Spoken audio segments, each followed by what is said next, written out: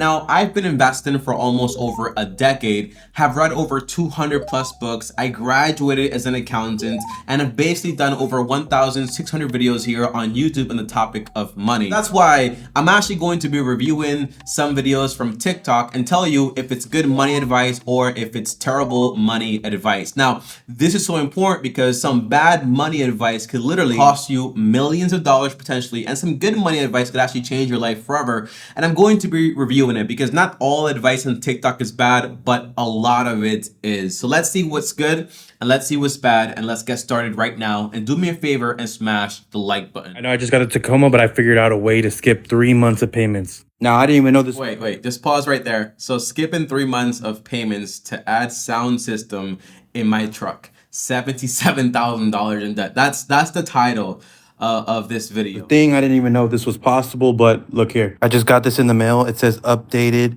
payment information, skip up to 3 payments. In the letter, it basically says that I can refinance my loan somehow, which means buying it again. I don't know. But here's the idea. This guy owes $77,000 on a car in debt. I think that's a terrible idea. It's a terrible investment. Cars go down in value. And what he's trying to do is take this initial offer, which tells him, hey, you can skip 3 months, which, by the way, is just a way to get the person to actually refinance the loan, which is not like you buying it again. It's someone literally paying off the loan, and now you owe that person. That's all refinancing really is, in a way, getting a new loan and paying off the old one. All right. Now, what this is going to do is maybe it can save him some money, but also, what do you mean you're going to use those 3 months of the initial offer to get a sound system? I think that's crazy. Say I could skip 3 payments, so I might have to do it. Now, instead of having 22%, they are offering me 18%. Now, I don't know the national averages or anything like that, but I think 18% should be good. My credit card is 30. So his credit card is 30%. He's currently paying 22% on a car. He owes $77,000. So quick math says just multiply that by 22 and you get $16,940 just in interest every single year. Now, obviously, that's not the exact number because as he's basically paying every single month, he's also hitting a chunk of the capital. But remember, right? Imagine if it's just even $13,000 you're paying, for example, on interest just on a car. I mean, that's how you actually end up poor. That's how you make bad decisions in life. I know it sounds crazy, but if I could skip 3 payments, I'll definitely do it. If I could skip the payments, that means I can get a new sound system in the Toyota. For some reason, the speakers suck. There's no low end, anything at all. Me not having 3 months of payments, I actually gonna have a lot more money to spend on the truck, new wheels, new rims, and I might hit up D-Tronics for a new light bar and sound system. Let me know what y'all think down below. Imagine you are investing money into something that's just basically falling apart. It makes no sense, right? So I'm not saying that investing money in a car is always a bad idea. I mean, it is if you are investing for the sake of trying to get your money back, because the car is going to lose value no matter what you do, unless you're buying a car that's over $1 million, for example, and it's some rare collectible, but most of us don't have that much money. Let's be honest. But the whole idea of doing this and skipping the payments and then putting that money back into the truck, I think it's terrible.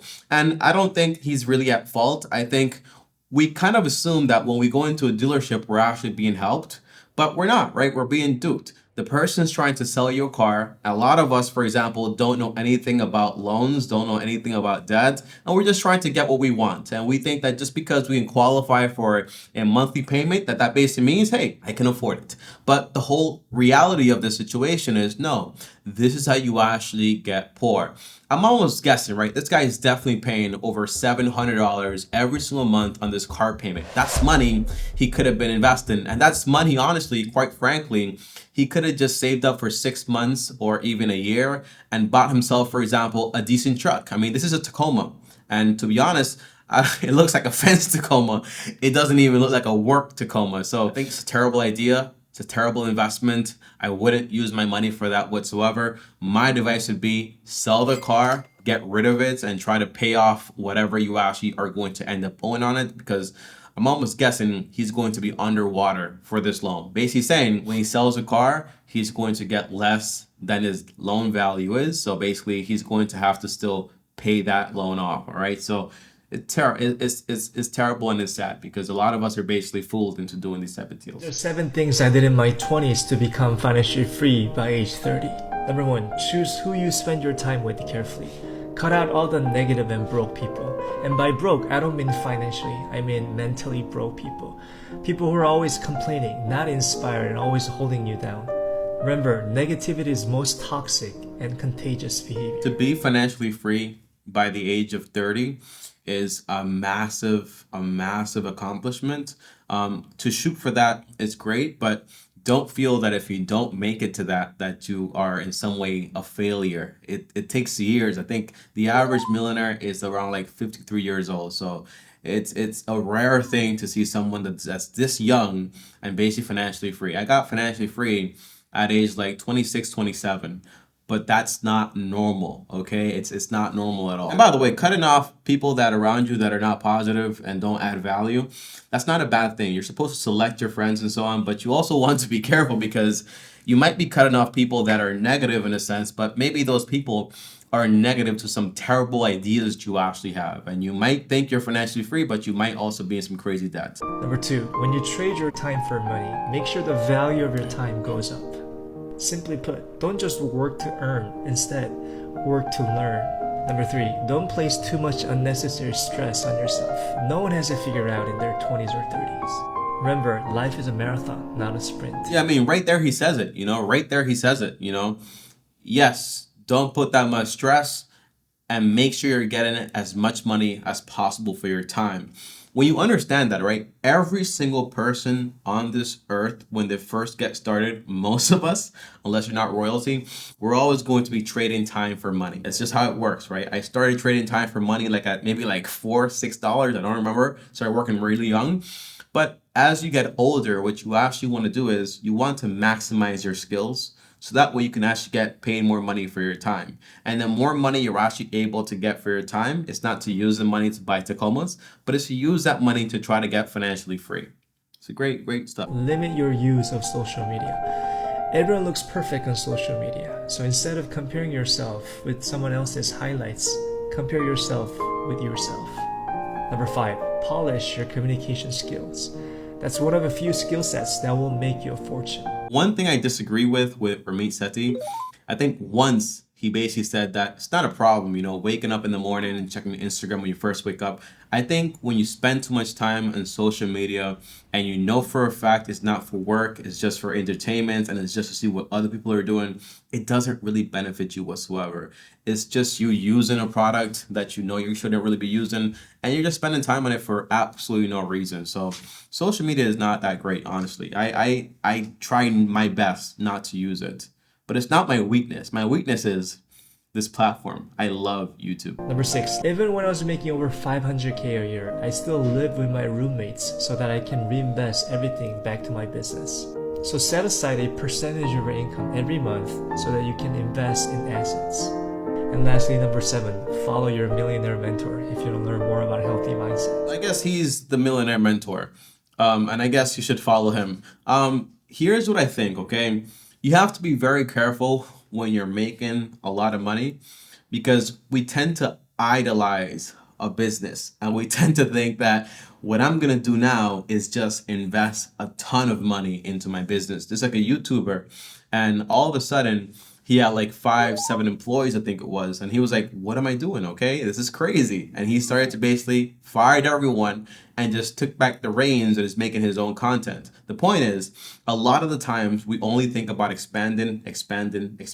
But sometimes if you start out with the goal of getting financially free and then your goal morphs into it's about growing the business, then guess what happens when a business goes broke?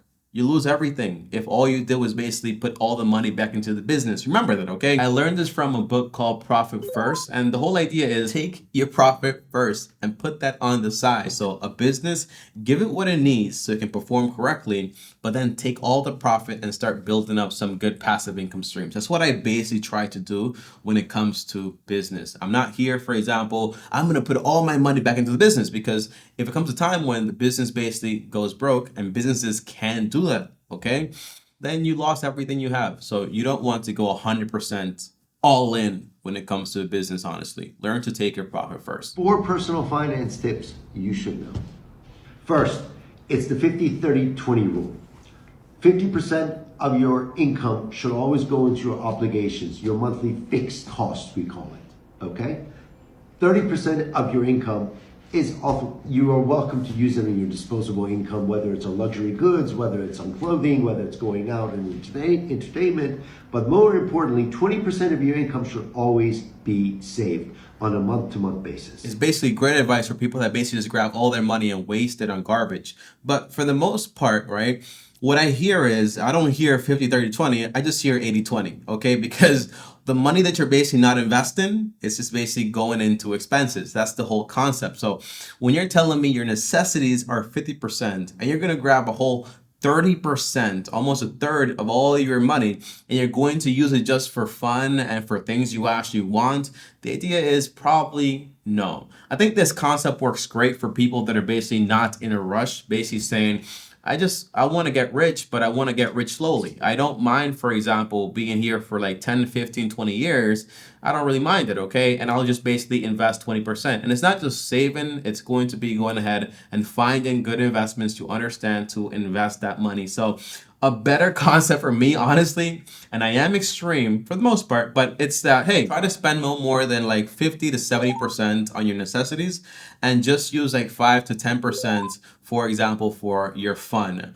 Only once you actually are debt-free and you have a fully funded emergency account, you start thinking about fun. But you have to have priorities at first. And if you try to do that and you accomplish it, well, guess what? You're going to have a much better success rate in a shorter period of time. For the most part, for me, I was basically like living on less than 30%, 40%. At one point, less than 10% of my income was going to expenses, and the other 90%, or I think 99%, because I was making so much money at a certain point, I was basically just putting into my investments. And today, well, I can just basically live off my investments, okay? But it is sacrifice. It is sacrifice, though. 2, always pay off the smaller debts. Whenever you pay off the smaller debts, there is a feeling of pride, confidence, and joy, which will allow and accelerate for you to pay off the larger debt. For so long, I disagreed with this concept and this idea, and I fought it so hard because mathematically this makes no sense. What he's describing is called the Snowball Method, which is, hey, just pay off the debt with the lowest balance first and just build up to the largest balance. And I do agree, it works best, but mathematically, it doesn't save you as much money. But if I have a problem when it comes to, for example, discipline, and by the way, that's normal when it comes to finance and money, it's how people get into debt. If I do have a problem with discipline, or I just want to take the surest way to success, I would definitely do the Snowball Method. It's the method I recommend, and I rarely, if ever, recommend the Avalanche Method. But that's just my opinion, okay? As someone that's been doing this for almost a decade. 3, it's important that you deposit 20% of your income into a saving account consistently every month.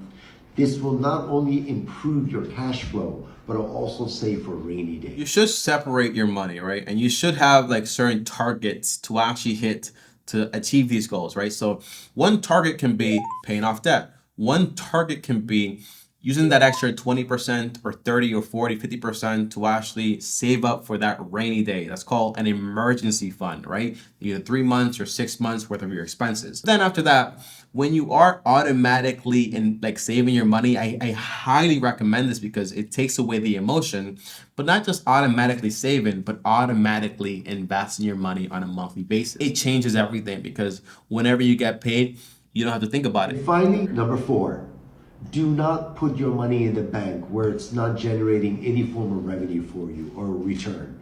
Put your money in something safe, whether it's a treasury bond, whether it's a stock market, whatever it is that is considered to be safe. If there is a massive dip in the market, at least your money does not go away.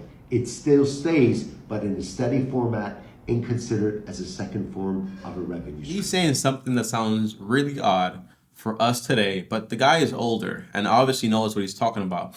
But when he says banks, don't put it in a bank for 2 reasons. It's not safe. And second, because you're not going to get any money from it. These things are true in some fashion, okay? Let me explain, all right? So the first thing is that we always assume that FDIC insurance, which is basically up to $250K if your money is guaranteed, right? By the government. We always think that that's basically guaranteed safety. The problem is that not really, because yes, it is guaranteed up to that much money, but you have no idea if a bank closes, how long it's going to take for you to get that money back. That's the first problem. Now, you can put your money in a high yield savings, and I do recommend that you have, for example, your emergency fund in a bank with like FDIC insurance, because you want access to that money in case of an emergency. Now, if you were to put that money in a bond, for example, you might have to sell that bond, and that might be like a whole process or whatever. If you put that money in investments, that might be a whole process, because if we have a massive dip, well, guess what? Your emergency fund or your extra money is not going to be worth that much. So I recommend, again, you separate your money. Have your emergency fund. This is what I do. I have my emergency fund in a bank. I use Discover, by the way. I have my investments with Vanguard, and that's basically it. And the money I have in cash for like a short-term period of time, I have that money, for example, also in a bank. Although I could put it in a treasury bond, but again, I want to have access to that money when the time comes. Money is not everything, bro. You need to relax. Money is everything. You need to go harder. You're broke. How's money everything? You need money to eat, you gotta buy food.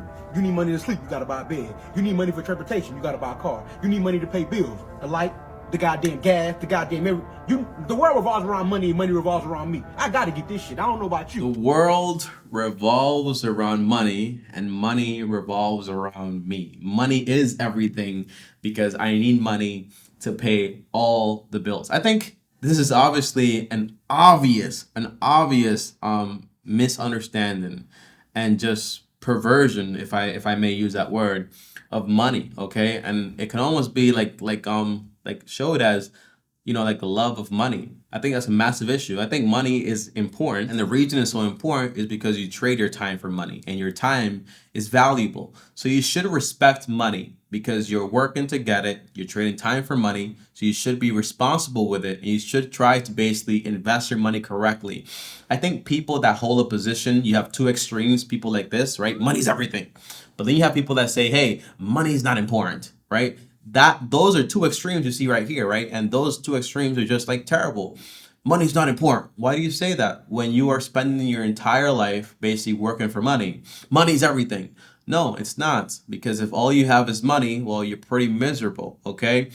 There's a saying that says some people are so poor because all they have is basically money. So money is good in the sense that to use it as a tool to define a goal that you actually want to achieve. In this case, for me personally, is financial freedom. I don't have goals of, for example, getting fancy cars, getting fancy houses, or trying to do all those fancy things, because when I think about money and I see what I'm trading to actually get it, I'm not really willing to trade much time for money.